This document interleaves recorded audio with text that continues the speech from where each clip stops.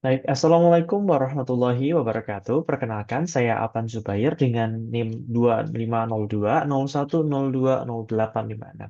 Nah, pada kesempatan ini saya akan mempresentasikan rancangan penerapan bisnis intelligence yang terintegrasi dengan metode artificial intelligence pada model bisnis e-commerce Indonesia. Berbeda dengan rancangan sebelumnya yang berfokus pada BI konvensional, pada kali ini setiap proses bisnis mulai dari transaksi pelanggan, produksi, distribusi, hingga layanan konsumen, kini dilengkapi dengan algoritma AI yang mengubah laporan dari deskriptif menjadi prediktif dan preskriptif.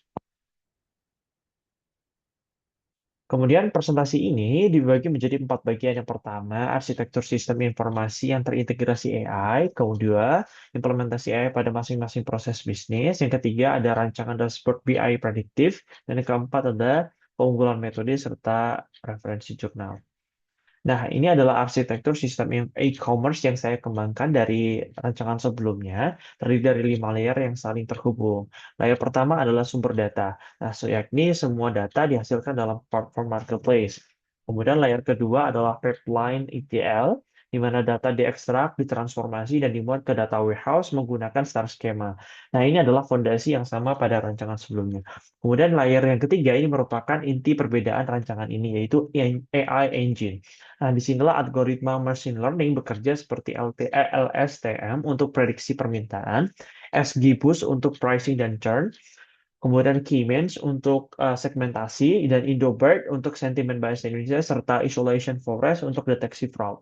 Nah, kemudian ada layer keempat, yakni dashboard BI interaktif yang menampilkan output AI dalam visualisasi yang dapat dipahami manajemen.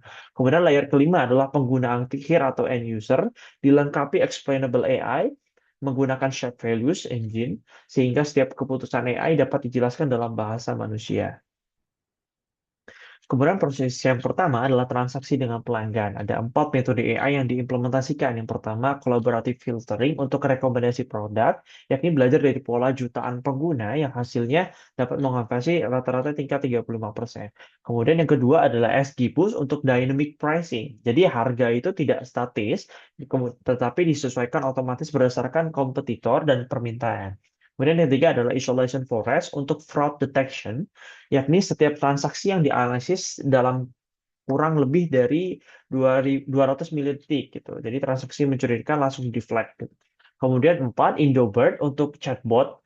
Nah, ini penting karena pelanggan Indonesia menggunakan bahasa Indonesia dan slang. Nah, Indobird ini memahami konteks bahasa Indonesia dengan akurasi tinggi, menangani 85% pertanyaan tanpa agen manusia. Nah, kemudian setelah ini melengkung 3 proses bisnis sekaligus. Untuk produksi, LSTM memprediksi permintaan karena model ini sangat baik untuk data time series dengan pola musiman.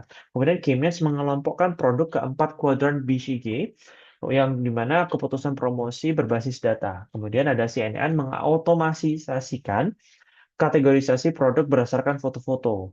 Kemudian untuk distribusi, gradient boosting memprediksi waktu tiba lebih akurat dari estimasi statis kurir. Nah, kemudian ada random forest untuk mendeteksi rasio kegagalan pengiriman sebelum ini terjadi. Kemudian AI merekomendasikan kurir terbaik per rute. Nah, untuk layanan konsumen, Indobird menganalisis ribuan ulasan per menit dan mengklasifikasikan sentimen per aspek. Nah, XGBoost menghitung probabilitas churn, yakni dari skor di atas 70% misalnya otomatis masuk ke antrian win bet. Kemudian seluruh komunikasi dipersonalisasikan per individu oleh AI. Nah, kemudian ini adalah konsep rancangan dashboard BI yang terintegrasi oleh AI. Di bagian atas ada 4 Key Performance Index atau KPI yang utama. Yang menarik bukan hanya angka hari ini, tetapi AI juga memberikan prediksi besok.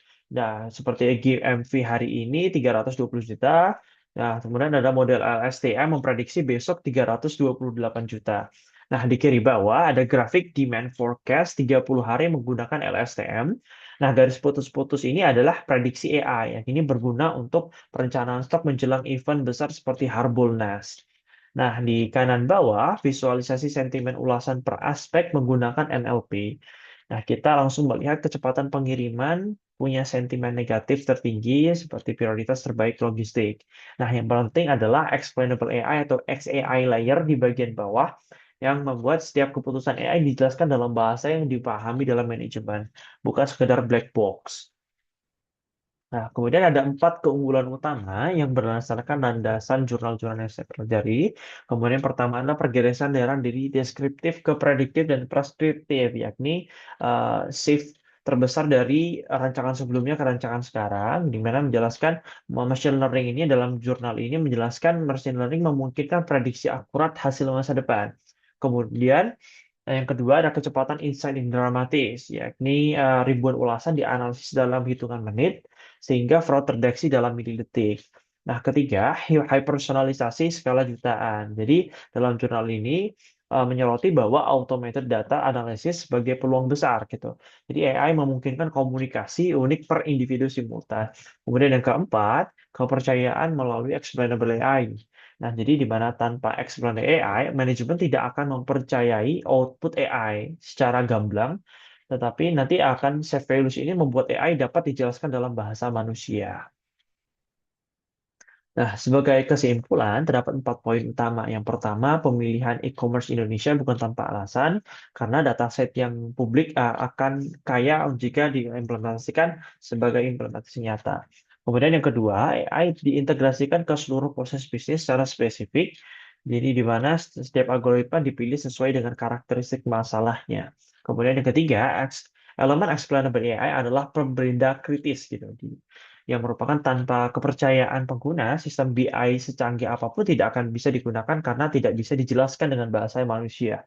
Kemudian yang keempat adalah seluruh rancangan sejalan dengan kesimpulan dari Bahardia, jurnal yang saya baca dari 2023, bahwa integrasi ML atau machine learning dan AI dalam bisnis intelligence memberikan keunggulan kompetitif melalui analitik prediktif, deteksi anomali, dan personalisasi massal. Kemudian jurnal yang menjadi referensi saya adalah karya adalah Bahardia yang terbit di International Journal of Computer tahun 2023. Baik, demikian presentasi yang dapat saya sampaikan. Terima kasih. Wassalamualaikum warahmatullahi wabarakatuh.